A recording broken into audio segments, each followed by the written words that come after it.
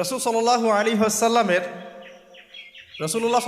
আলাইহি ওয়াসাল্লামের যে শান, যে মর্যাদা, তিনি যে শেষ নবী এবং তারপরে যে কোনো নবী আসবে না, এবং কেন তিনি শেষ নবী, তার মধ্যে স্পেশালিটি কি কি আছে, এই বিষয়গুলো নিয়ে একটু সংক্ষিপ্ত কথা বলবেন ইনশাআল্লাহ। ঠিক আছে? ওমা তৌফিকি ইল্লা বিল্লাহ আলাইহি তাওয়াক্কালতু ওয়া ইলাইহি উনীব। আমি আলোচনা শুরু করতে যাচ্ছি একটা হাদিস থেকে। একদিন রাসূলুল্লাহ সাল্লাল্লাহু আলাইহি ওয়াসাল্লাম মসজিদের পাশ দিয়ে হেঁটে যাচ্ছেন, মসজিদে নববীর পাশ দিয়ে। তখন সাহাবায়ে কেরাম রাদিয়াল্লাহু আনহুম আজমাইন তারা মসজিদের মধ্যে বসে একটা বিষয় নিয়ে কথোপকথন করছিলেন। তো নবী সাল্লাল্লাহু আলাইহি ওয়াসাল্লাম জিজ্ঞাসা করলেন যে, তোমরা কি নিয়ে কথা বলছো, তোমরা কি নিয়ে কথোপকথন করছো?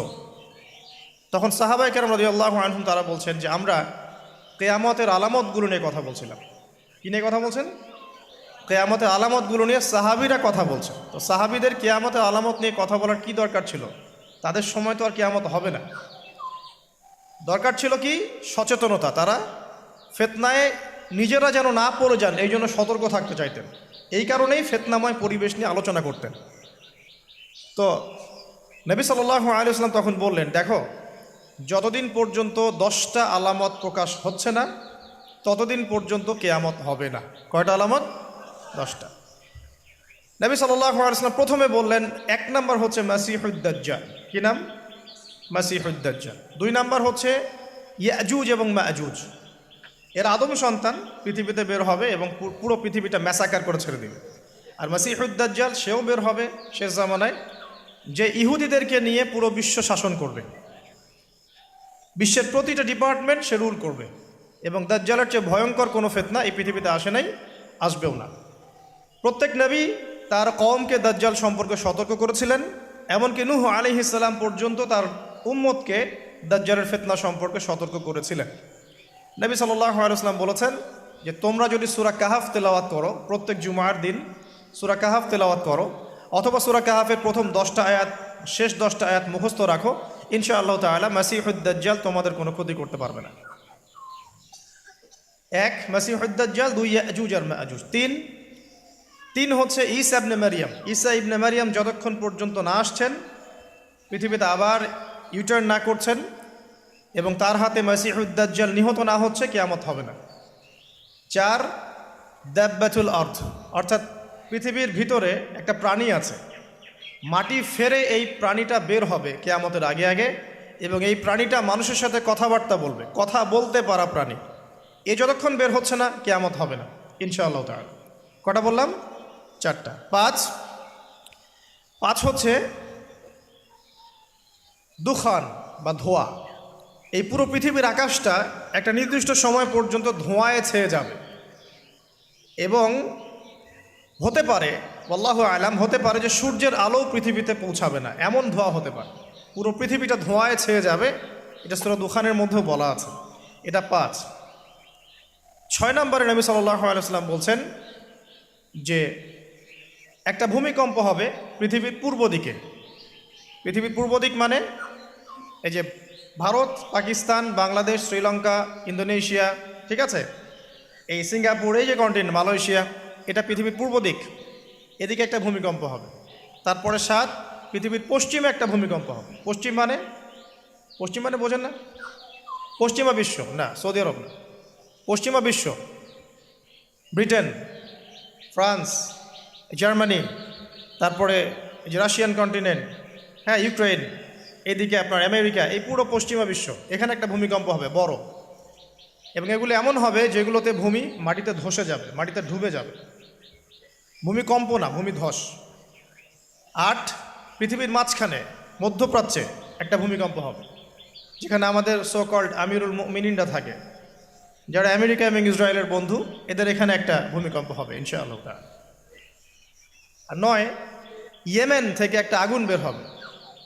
ইয়েমেন থেকে একটা আগুন বের হবে, যে আগুন মানুষকে হাসরের মাঠের দিকে তাড়িয়ে নিয়ে আসবে। আরেকটা বলেছেন 10 নম্বর, যেটা এই মুহূর্তে আমি ঠিক মনে করতে পারছি না।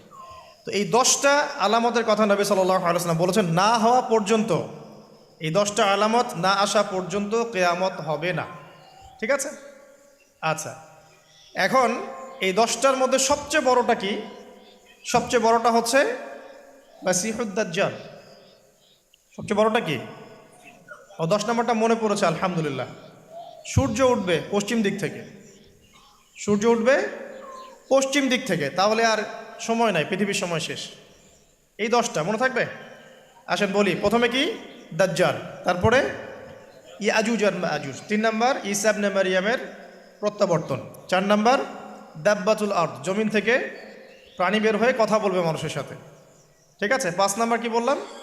ধোঁয়া, দুখান, ঠিক আছে।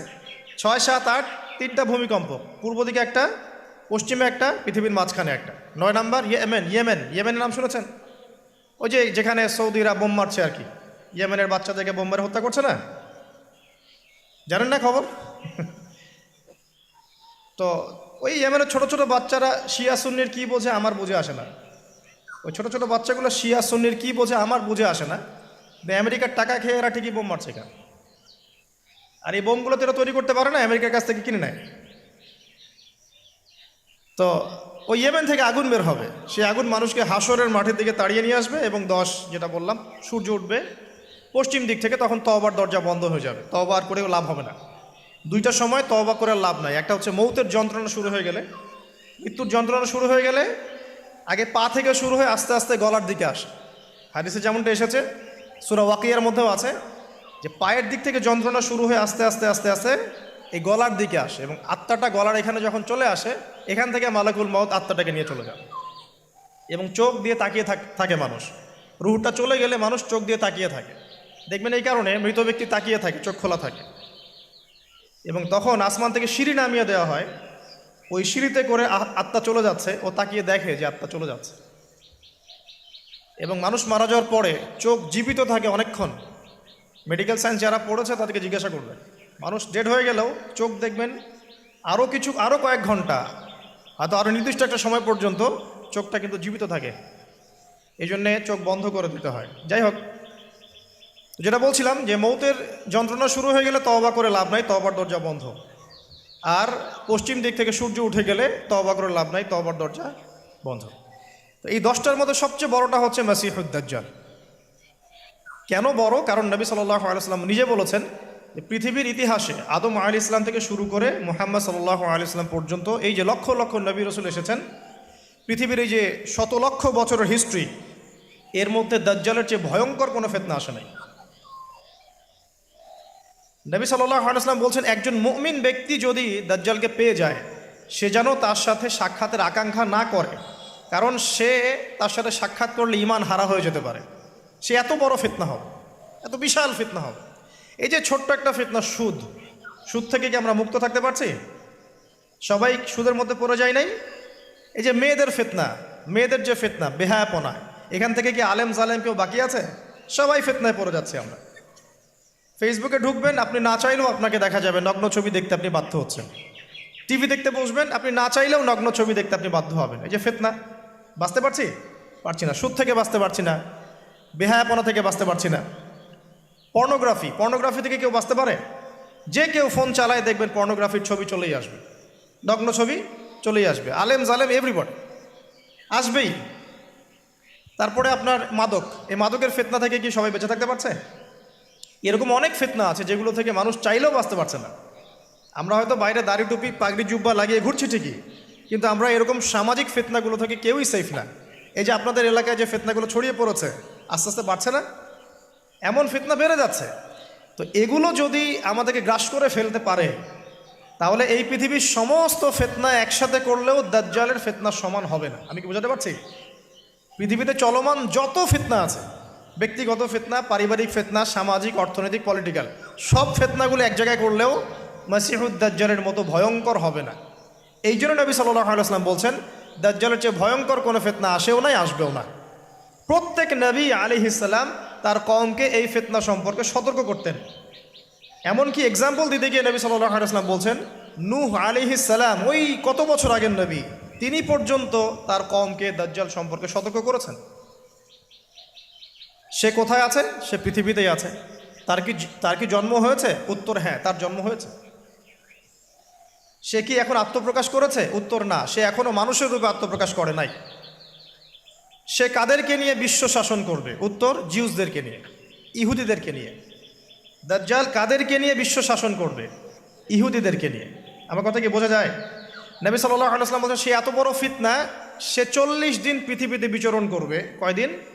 40 দিন। যার প্রথম দিনটা হবে 1 বছরের সমান, দ্বিতীয় দিনটা হবে 1 মাসের সমান, তৃতীয় দিনটা হবে 1 সপ্তাহের সমান, এবং বাকি দিনগুলো হবে আমাদের দিনের মতোই। নবী করিম সাল্লাল্লাহু আলাইহি ওয়াসাল্লাম বিভিন্ন হাদিস থেকে বলেছেন যে দাজ্জাল সারা বিশ্বটাকে শাসন করবে। কীরকম? মানে সে ইলাহ দাবি করে বসবে। আল্লাহ পাক তাকে কিছু অলৌকিকত্ব দিবেন মানুষকে ফিতনায় পরীক্ষা করার জন্য। যারা ওর উপর ঈমান আনবে, দাজ্জালের প্রতি ঈমান আনবে, দাজ্জাল ওদেরকে জান্নাত দিবে। তার এক হাতে থাকবে জান্নাত, এক হাতে জাহান্নাম। মানে অরিজিনাল জান্নাত জাহান্নাম নয়, কারণ জান্নাত জাহান্নামকে হাতে নিয়ে ঘোরা যায়? যায় না। আমাদের কিছু প্রোটেস্ট্যান্ট মুসলিম ভাই আছে, তারা মনে করে যেটা হাদিসের শব্দ ওইটাই, মানে হাদিসের যেটা শব্দ সেটাই, এর কোনো ইন্টারপ্রিটেশন, ব্যাখ্যায় তারা বিশ্বাস করে না। তাহলে এক হাতে জান্নাত এক হাতে জাহান্নামের ব্যাখ্যা আপনি কী করবেন? সত্যি সত্যি কি হাতে জান্নাত জাহান্নাম নিয়ে কেউ ঘুরতে পারে? পারে না। মানে কি? মানে হচ্ছে যদি কেউ দাজ্জালকে অনুসরণ করে, তার আনুগত্য করে, দাজ্জাল তাকে জান্নাতের নাজ নেয়ামত দিবে, পৃথিবীতে নাজ নেয়ামত দিবে। সে স্বাচ্ছন্দ্যে থাকবে, তার ফাইন্যান্সিয়াল অবস্থা ভালো হবে, তার স্ট্যাটাস ভালো হবে, পৃথিবীতে ভালো থাকবে। আর যদি কেউ দাজ্জালকে অস্বীকার করে, তার বিরুদ্ধে দাঁড়ায়, তখন দাজ্জাল তাকে অত্যাচার করবে, অন্যায় করবে, জুলুম করবে, তার অবস্থা পৃথিবীতে হেয় প্রতিপন্ন হয়ে যাবে। জান্নাত জাহান্নাম। দাজ্জাল এর বাহন হবে একটা গাধা। নবী সাল্লাল্লাহু আলাইহি ওয়াসাল্লাম বলছেন, সেই গাধার লম্বা প্রশস্ত কান থাকবে, যেই কানের নিচে কত হাজার মানুষ আশ্রয় নিতে পারবে। তো এখন এটা কি সত্যিকারের গাধা? দাজ্জালের কানের কথা বলা হচ্ছে, এই কানটা কি সত্যিকারের কান? যার নিচে এমন কোনো গাধা কি আছে বড় কানওয়ালা যে আকাশে উঠতে পারে? এমন কোনো গাধা কি আছে যে আকাশে উঠতে পারে, যার বড় কান আছে, যার কানের নিচে হাজার হাজার মানুষ আশ্রয় নিতে পারে? আছে? নাই। তাহলে নিঃসন্দেহে এটা বাস্তবিক গাধা বোঝানো হচ্ছে না, বোঝানো হচ্ছে এমন কোনো বাহন যেটা আকাশ ফ্লাই করতে পারে এবং এত অত্যাধুনিক হবে যার পাখার নিচেই হাজার মানুষ আশ্রয় নিতে পারবে। এয়ারক্রাফট হতে পারে, আল্লাহু আলাম। আচ্ছা, আলোচনা হয়তো অনেক হাই স্কেলে চলে যাচ্ছে, আমি একটু কমাই নিয়ে আসি। এক কথায় সংক্ষিপ্ত করে বোঝেন, দাজ্জাল পুরো বিশ্বটাকে রুল করবে, শাসন করবে। ঠিক আছে? কাদেরকে নিয়ে শাসন করবে? কাদেরকে নিয়ে? ইহুদিদেরকে নিয়ে। আচ্ছা, ইহুদিদের মধ্যে দুটো ভাগ আছে। এক ভাগ হচ্ছে সত্যিকার অর্থেই কিছু কিছু ক্ষেত্রে তারা তাওরাত, এই যে জাবুর, ইনজিল, এগুলোর প্রতি একটু মানে অনুগত আর কি। আরেকগুলো আছে বেশিরভাগই এরা হচ্ছে বদ প্রকৃতির। এরা এই পৃথিবীতে, সারা পৃথিবীতে জায়নিস্ট মুভমেন্ট ছড়িয়ে দিয়েছে এবং তারা বিশ্বের প্রত্যেকটা ডিপার্টমেন্ট নিয়ন্ত্রণ করা শুরু করেছে এখন। এবং তারা সারা বিশ্বর যত সেন্সিটিভ ইস্যুগুলো হচ্ছে এর পিছনে কলকাঠি নাড়ে আর। এখন যদি কাউকে মনে করেন, আপনাকে যদি বিশ্ব শাসন করতে হয় এবং আপনার সাথে কিছু অনুসারী থাকে, তাহলে আপনাদেরকে কিছু কাজ করতে হবে। তো আমার কথা বোঝেন। মনে করেন যে আমি বিশ্ব যদি শাসন করতে চাই, তাহলে আমার তো কিছু মানুষ লাগবে, লাগবে না? লাগবে। আচ্ছা, তারপরে আমার তো একটা ভূখণ্ড লাগবে, লাগবে না? একটা দেশ লাগবে না? একটা সার্বভৌমত্ব লাগবে না? আমাকে পৃথিবীর সমস্ত অর্থনৈতিক বিষয়গুলো নিয়ন্ত্রণ করতে হবে না? ইকোনমি নিয়ন্ত্রণ করতে না পারলে কেউ ওয়ার্ল্ডকে শাসন করতে পারবে? মনে করেন ওয়ার্ল্ডের ব্যাংকিং সিস্টেম, ইকোনমিকে কেউ নিয়ন্ত্রণ করছে না, সে কি রুলিং স্টেট হতে পারবে? শ্রীলঙ্কা, সে কি বিশ্বের রুলিং স্টেট? সে কি বিশ্বের অর্থনীতি নিয়ন্ত্রণ করে? বরং সে তো দেউলিয়া হয়ে গেল, তাই না? আমেরিকা, ইসরায়েল, ওরা কি দেউলিয়া হয়েছে? না। তারা কি বিশ্বের অর্থনৈতিক বিষয়কে নিয়ন্ত্রণ করে? করে। চায়না, তারা কি দেউলিয়া হয়েছে? তারা কি বিশ্বের অর্থনীতি নিয়ন্ত্রণ করতে পারে? পারে। তো এক কথায় বোঝেন, আপনাকে যদি রুল করতে হয় সারা ওয়ার্ল্ডকে, প্রথমত আপনার একটা ল্যান্ড লাগবে, একটা কিছু মানুষ লাগবে আপনার, এবং সেই মানুষগুলো রামসাম যদুমধু হলে হবে না, সেই মানুষগুলো হতে হবে সবচেয়ে বুদ্ধিদীপ্ত মানুষ, ট্যালেন্টেড মানুষ, যারা পৃথিবীর সব কিছু নিয়ন্ত্রণ করার যোগ্যতা রাখে। সায়েন্টিস্ট লাগবে আপনার ইকোনমিস্ট লাগবে, আপনার কলামিস্ট লাগবে, মিডিয়ার পার্সন লাগবে, পলিটিশিয়ান লাগবে, সূক্ষ্ম বুদ্ধিসম্পন্ন মানুষ লাগবে। এই মানুষগুলো কি তারা জোগাড় করতে পেরেছে? পশ্চিমা সভ্যতা পেরেছে?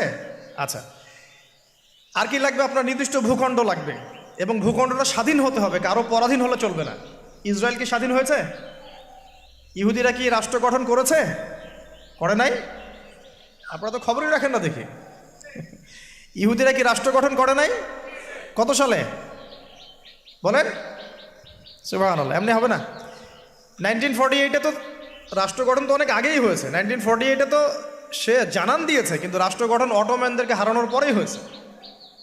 যখন প্রথম বিশ্বযুদ্ধ হয়ে গেছে, তারপরে অটোম্যান এম্পায়ারদেরকে হটিয়ে তারা তো রাষ্ট্র মোটামুটি দখল করেই ফেলেছে।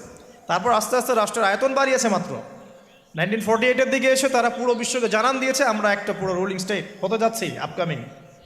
তো যাই হোক, তারা রাষ্ট্র কায়েম করেছে। আপনাকে সারা ওয়ার্ল্ড রুল করতে হলে প্রথমত আপনার স্টেট লাগবে। স্টেট ওরা কায়েম করে ফেলেছে। আপনার স্টেটের রাষ্ট্রের সার্বভৌমত্ব দরকার আছে, এটাও ওদের হয়ে গেছে।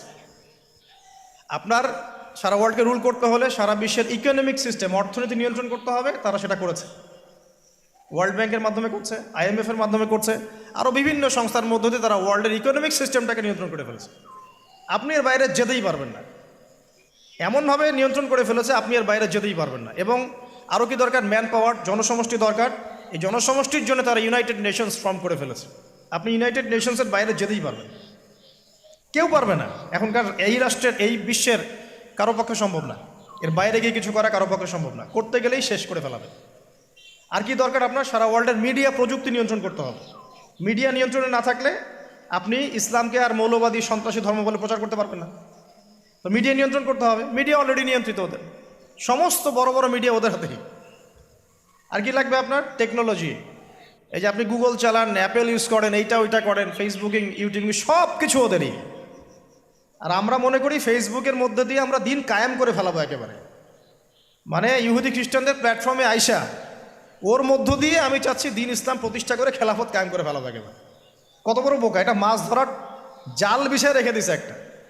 এগুলো হচ্ছে জাল। কারা কারা টোপ দেয় ওইটা ধরে টান দিবে ওরা। খেলে কথা হয়তো বুঝতে পারেন না, মাথার উপর দিয়ে যাচ্ছে, বুঝতে পারতেছি। কয়েকবার লেকচারটা দেখবেন ভিডিও ইউটিউবে, তারপরে বুঝতে পারবেন ইনশাআল্লাহ। এগুলো মাছ ধরার টোপ। জাল ফেলেন না আপনারা? বাঘ শিকার করার জন্য হরিণকে বিসর্জন দেয় না মানুষ? এগুলো সেই টোপ। মাছ ধরতে গেলে আগে যে চারা দেন না, এই ফেসবুকিং, ইউটিউবিং, এগুলো চারা দেওয়া। হ্যাঁ, এর মধ্যে কিছু কল্যাণকর দিক আছে। এটা ক্ষতির চেয়ে নিতান্তই কম, ক্ষতি বেশি। তারপরে আর কি নিয়ন্ত্রণ করতে হবে? সবচেয়ে বড় জিনিসটা সেটা হলো অস্ত্রশস্ত্র। সারা বিশ্বের যত মারণাস্ত্র আছে, এমন অস্ত্র যেটা একটা বোম ফেললে একটা দেশ উড়ে চলে যাবে, এরকম অস্ত্রশস্ত্র নিয়ন্ত্রণ করতে হবে। সেটা করেছে না করে নাই? করেছে। এই যে দেখেন, এখন আপনি বুঝতে পারছেন যেটা আপনাকে সারা ওয়ার্ল্ডকে রুল করতে হয়, তাহলে আপনাকে এই সমস্ত বিষয়কে রুল করতে হবে। এগুলো রুল না করতে পারলে আপনি ওয়ার্ল্ডকে রুল করতে পারবেন না। আর নবীজি বলছেন দাজ্জাল সারা বিশ্বকে কি করবে? বলেন, সারা বিশ্বকে রুল করবে। তার মানে দাজ্জালকে এগুলো নিয়ন্ত্রণ করতে হবে, এবং দাজ্জালের ফলোয়ার্স যারা আছে ওদেরকে এগুলো নিয়ন্ত্রণ করতে হবে। এখন বলেন, পশ্চিমারা এবং জিউসরা এগুলো নিয়ন্ত্রণ করছে কি করছে না? তার মানে দাজ্জাল আসার সময় কাছে না দূরে? এবার বুঝতে পারছেন? এখন আসেন, অন্যদিকে আসেন। শুধু এগুলো করলেই তো হচ্ছে না, এর পথে একটা বাধা আছে। ওই রুলিংসের পথে একটা বাধার নাম হচ্ছে মুসলিমরা। কারা? মুসলিমরা। কারণ মুসলিমরা জানে যে দাজ্জাল মিথ্যা, আল্লাহ পাক এটা পরীক্ষা করছেন। হ্যাঁ, ও যে আল্লাহ দাবি করবে, নিজেকে গড দাবি করবে, বা সারা ওয়ার্ল্ডকে রুল করবে, এর বিরুদ্ধে একমাত্র শক্তি হিসেবে দাঁড়াতে পারলে মুসলিমরাই দাঁড়াতে পারবে। আর যাদের মধ্যে ধর্মীয় চেতনা আছে, যারা সৎ, নিজ নিজ ধর্ম পালন করে, তারাও কিন্তু এটাকে মেনে নিবে না। এখন তাহলে কি করতে হবে? ধর্মগুলোকে এলিমিনেট করতে হবে, ধর্মগুলোকে সরাতে হবে। এভাবে আস্তে আস্তে কি করলো, সব ধার্মিক তত্ত্বগুলোকে বাদ দিয়ে নাস্তিকতার তত্ত্বগুলো সব শুরু হলো সমাজে প্রচলন। আস্তে আস্তে আস্তে আস্তে ধর্ম আস্তে আস্তে মাইনাস হতে থাকলো, এবং নাস্তিকতার তত্ত্বগুলো রাইজ করতে থাকলো। এটাও তারা করেছে। তারপরে মুসলিমদেরকে এখন বাধা দেওয়ার জন্য কি করতে হবে? কিছু কিছু জিনিসের দরকার। এই জায়গাতে আসে বোঝেন ভালো করে। এখন মুসলিমরা হয়ে গেল বাধার কারণ, করতে পারবো না। ওদের কাছে কোরআন আছে, ওদের কাছে হাদিস আছে, ওদের নবী মুহাম্মদ সাল্লাল্লাহু আলাইহি ওয়াসাল্লাম শেষ নবী, এবং মুহাম্মদ সাল্লাল্লাহু আলাইহি ওয়াসাল্লামের ফলোয়ার্সরা প্রায় 1400 বছর বিশ্বটা শাসন করেছে, করে নাই? তাহলে এরা তো বাধা। এখন মুসলিমদেরকে দুর্বল করতে হলে কি কি করতে হবে? তো প্রথমত ওরা ধর্মের মধ্যে অনেক তন্ত্রমন্ত্র ঢুকিয়ে দিয়েছে। ওই তন্ত্রমন্ত্রগুলো আগে একটু বলে নেই। যেমন ওরা মুসলিমদের মধ্যে কিছু মানুষ তৈরি করেছে যারা বলছে যে মুহাম্মদ সাল্লাল্লাহু আলাইহি ওয়াসাল্লাম শেষ নবী না, আরও নবী আসতে পারে। ঠিক আছে, এই যে ইমান হারা করে ফেললো আপনাকে আস্তে আস্তে। মুসলিমদের মধ্যে কিছু মানুষকে তারা তৈরি করেছে যারা বিধর্মী হয়েও দেখবেন ইসলামের লেবাস পোশাকে দিন প্রচার করছে। এরকম লোক আছে মুসলিমদের মধ্যে। এমন মানুষ তারা তৈরি করেছে যারা বলছে যে কবিরা গুনাহ করলেই কাউরে হত্যা করা যাবে। এভাবে তারা বিভিন্ন সন্ত্রাসবাদী সংগঠনে যোগ দিয়েছে। দেওয়ার ফলে মুসলিমদের মধ্যেই দেখা গেছে যে মুসলিম কান্ট্রিগুলোর মধ্যেই বোম ব্লাস্টিং, এখানে ওখানে বিস্ফোরণ, এগুলো করছে। এটাকে আমরা খাওয়ারিজ আকীদা বলি। তারা আবার ঢুকিয়ে দিয়েছে মুসলিমদের মধ্যে। একদল মানুষ বলছে যে আলী রাদিয়াল্লাহু আনহু তিনি আল্লাহর মর্যাদা পাওয়ার যোগ্য, নাউজুবিল্লাহ। তার মর্যাদা মুহাম্মদ সাল্লাল্লাহু আলাইহি ওয়াসাল্লামের চেয়েও বেশি, নাউজুবিল্লাহ, বা তার সমমানের, এসব কথাও বলছে। এরকম একটা শ্রেণীও বের হয়েছে। আবার নতুন আরেক শ্রেণী বের হয়েছে মুসলিমদের মধ্যে, বলছে যে কোরআন মানবো, হাদিস মানার কোনো দরকার নাই, কোরআন মানলে যথেষ্ট, হাদিস মানার কোনো দরকার নেই। আবার একটা দল বের করবে, মানে করেছে দেখবেন, যারা হচ্ছে আবার শুধু লা ইলাহা ইল্লাল্লাহ বললেই হবে, আমলের কোনো দরকার নাই। শৈথিল্যবাদী, মুরজিয়া বলে এদেরকে, শুধু লা ইলাহা ইল্লাল্লাহ বললেই হবে, আমলের কোনো দরকার নাই। আবার একটা দল বের করেছে যে যুক্তি দিয়ে কোরআন যতটুকু বুঝবো ওইটাই মানা যাবে, এর বাইরে মানা যাবে না, মুতাজিলা। যুক্তি দিয়ে কোরআন যতটুকু বুঝবো এতটুকু মানবো, যুক্তির বাইরে যায় মানবো না। এরকম শত শত আকীদার মানুষকে তারা মুসলিমদের মধ্যেই ছড়িয়ে দিয়েছে, এবং মুসলিমদের মধ্যে এই ফিতনাগুলো ছড়িয়ে দেওয়ার ফলে উম্মাহ কী হয়ে গেছে, বিভক্ত হয়ে গেছে। এরপরেও আবার দেখবেন হকপন্থী যারা, তাদের মাঝে সূক্ষ্মভাবে তারা ষড়যন্ত্র করে আপোষে ফাটল সৃষ্টি করে দিয়েছে। বিশুদ্ধ মানহাজের, বিশুদ্ধ আকীদার একটা জামায়ার মধ্যেও দেখবেন আবার ফাটল সৃষ্টি হয়ে গেছে। এগুলো ধর্মতাত্ত্বিকভাবে তারা আক্রমণ করেছে। আবার তরুণ যুবকদেরকে এই যে internet section, gaming section, online section, অহেতুক সময় নষ্টর কিছু এলিমেন্টস, গেমিং সেকশন, এগুলো দিয়ে ব্যস্ত রেখেছে। ফ্রি মিক্সিং ছড়িয়ে দিয়েছে, ফ্রি মিক্সিং, নারী পুরুষের একাকার। এখন জেনা ছড়িয়ে দেওয়া হয়েছে, জেনার উপকরণ পর্নোগ্রাফি ছড়িয়ে দেওয়া হয়েছে, সবাই ঘরে বসে এগুলো দেখছে। মাদকটাকে সহজ করে দেওয়া হয়েছে, সবাই এখন এদিকে ছুটছে। রিবা ছড়িয়ে দেওয়া হচ্ছে, সবাই সুদ খাচ্ছে। মানে মুসলিম উম্মাকে ধ্বংস করার জন্য চতুর্দিক থেকে তারা কিন্তু আক্রমণ করেছে। কেন আক্রমণ করেছে? কারণ ওই রুল করতে হলে, তাদেরকে সারা ওয়ার্ল্ডকে রুল করতে হলে সবচেয়ে বড় বাধা কারা? মুসলিমরাই। এই কারণেই সুদূর প্রসারী নীল নকশা একে প্রায় 100-200 বছরের প্ল্যান করে তারা এই কাজগুলো করেছে, যে কাজগুলোতে তারা প্রায় 80-90% সফল। আর আমরা বিগত 100 বছরে সবচেয়ে বেশি যে কয়টা মাসআলা নিয়ে পড়েছিলাম সেটা হচ্ছে হাত বাঁধা, নাবির নিচে, না উপরে না বুকে, রফুল এদেন করবো কি করবো না, আমিন জোরে হবে না আস্তে, পায়ে পা লাগবে কি লাগবে না। আর বিগত 100 বছরে, 100 বছর কিন্তু হয়ে গেছে। 1914 সালে অটোম্যান ডিফিটের পরে 2022 চলছে, এখন প্রায় 100 বছর হয়ে গেছে। তো 100 বছরে তারা কিন্তু এই সমস্ত সেক্টরগুলো উন্নতি করে আজকে রুলিং স্টেট। আপনাকে বোঝাচ্ছিলাম ওরাই কিন্তু সারা ওয়ার্ল্ডকে রুল করছে। আর মাসিহুদ দাজ্জালও কিন্তু ইহুদিদেরকে নিয়ে সারা ওয়ার্ল্ডকে রুল করবে। আচ্ছা, এখন বুঝতে পারছেন অলরেডি যারা বিচক্ষণ শ্রোতা, যে এই পরিস্থিতিটা শুধুমাত্র ওদের সাফল্য বললে ভুল হবে। এখানে সবচেয়ে বড় কথা আমাদের ব্যর্থতা। কারণ বিগত 1400 বছরে কিন্তু আমাদের অবস্থা এমন ছিল না। ওমর রাদিয়াল্লাহু আনহুর যুগে আমাদের অবস্থা এমন ছিল, আবু বকর সিদ্দিকের যুগে এমন ছিল, তারপরে আপনার ওসমান আলী রাদিয়াল্লাহু আনহুমা, তাদের যুগে কি আমাদের অবস্থা এমন ছিল? 4 খলিফার যুগ ছিল প্রায় 30 বছর। কত বছর? 30 বছর। 30 বছর ইসলামী খেলাফা চলেছে। তার আগে নবী সাল্লাল্লাহু আলাইহি ওয়াসাল্লাম 23 বছরে সমাজ সংস্কার করেছেন। ওই 23 বছর যদি ধরি, পরের 30 বছর এখানে কিন্তু ইসলামের জয় জয়কার। 4 খলিফার পরেও উমাইয়ারা শাসন এসেছে। কারা আসছে? উমাইয়ারা শাসন করেছে প্রায় 80 থেকে 90 বছর বা 92 বছর। এই 92 বছরেও কিন্তু মুসলিমদের অবস্থা এমন ছিল না। ছিল? কথা বুঝতে পারছেন না? ছিল না। তারপরে শাসন এসেছে আব্বাসীয়রা শাসন করেছে প্রায় 550 বছর। কত বছর? কথা বলেন। প্রায় 550 বছর। এই 550 বছরেও মুসলিমদের অবস্থা এমন ছিল না যেমনটা এখন আজকে আছে। তারপরে ফাতিমি খেলাফত গিয়েছে, তুলুনি খেলাফত গিয়েছে, এদিকে মামলুকদের শাসন গিয়েছে, কর্ডোভার ইসলামিক খেলাফত গিয়েছে, মোগলরা চলে গেছে, উসমানীয়রা চলে গেছে। মুসলিমদের অবস্থা কিন্তু এমন ছিল না। এই হিস্ট্রিগুলো কয়জন জানো? এই 1400 বছর ইসলামের হিস্ট্রিগুলো কয়জন জানো? এই 1400 বছরে আমাদের অবস্থা কিন্তু এমন ছিল না। এখন বর্তমান সিচুয়েশন আর এই 1400 বছরের সিচুয়েশনকে আমরা মিলাতে পারছি না। করণীয় কি আপনার?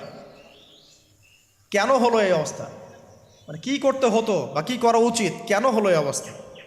মোটা দাগে কয়েকটা কথা হচ্ছে, আমরা বেশিরভাগই ইল্লা মাশা আল্লাহ, আমরা বেশিরভাগই কোরআন এবং সুন্নাহ থেকে দূরে সরে আসছি, 1 নাম্বার।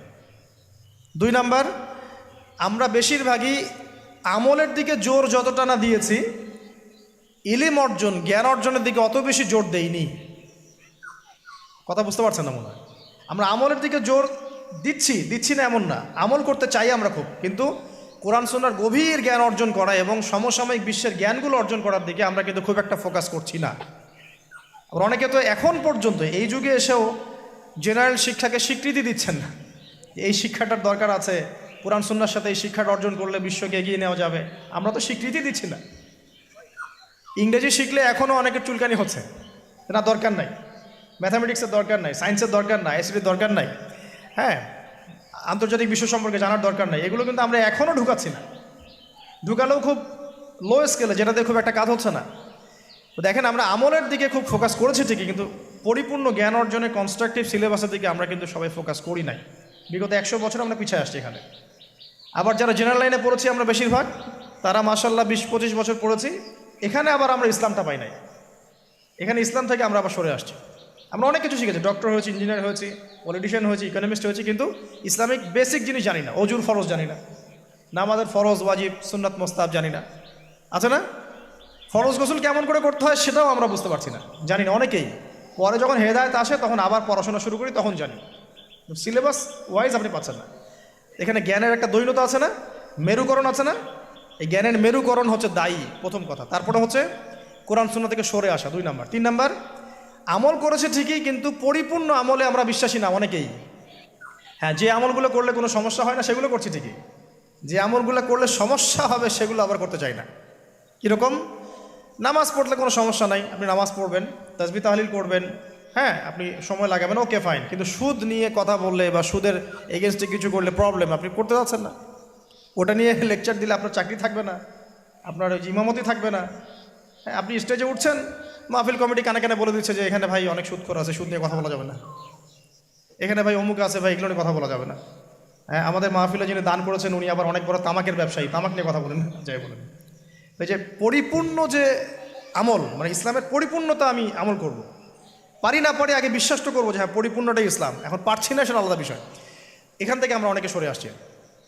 আর কি দেখেন, আমরা কিন্তু আদর্শ পরিবারটা গড়তে অনেকে ব্যর্থ হয়েছি। 4 নাম্বার, 5 পরিবারের একজন নামাজ পড়ে, বাকিরা পর্দা নাই, নামাজ নাই, খেয়ালও নেই আমাদের।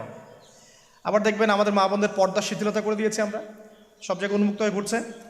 তার চেয়ে বড় কথা, আমরা কিন্তু অনেকে আবার হারাম রিজিকে ঢুকে গেছি। রিজিকের ক্ষেত্রে আমরা হালাল হারামের পরোয়া করছি না, সুদ ঘুষ জেনা ব্যভিচার সবখানেই আছি আমরা, দুর্নীতি সব জায়গায় আছে।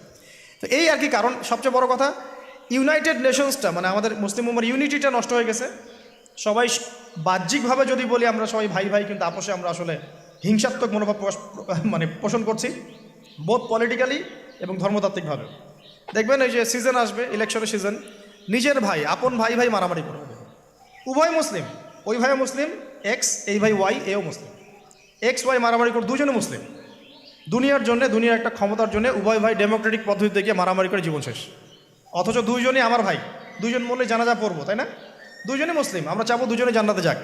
একইভাবে ধর্মের দিকে দেখবেন, 2টা মুসলিম দল এই রক্ত মাংস খাওয়া খাওয়াই করছে, 2টা মুসলিম বক্তা একজন একজনকে কামড়াকামড়ি করছে, 2টা মুসলিম মানে মানহাজের মানুষ উভয় একে অপরকে কাদা ছড়াছড়ি করছে। এই যে ছোট মানসিকতা, মানে কি বলবো, যে মিন মাইন্ডেড সাইকোলজি, এটা আমাদের উম্মার ভাঙনের জন্য অনেকটা দায়ী আর কি।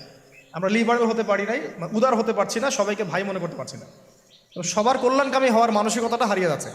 এই জিনিসগুলো আমাদের পিছিয়ে পড়ার অন্যতম কারণ হয়ে দাঁড়িয়েছিল আর কি।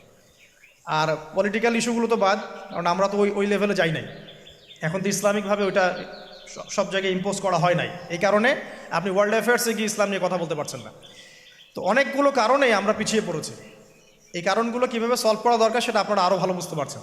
জ্ঞান অর্জনের দরকার আছে, এখন আমল বাড়িয়ে দেওয়ার দরকার আছে, আদর্শ পরিবারের প্রয়োজন আছে, হালাল রিজিকের প্রয়োজন আছে, পর্দায় চলে আসার দরকার আছে, আমাদের আগামী প্রজন্মকে মানুষ করার দরকার আছে, উম্মার ঐক্যবদ্ধতার পিছনে কাজ করার দরকার আছে।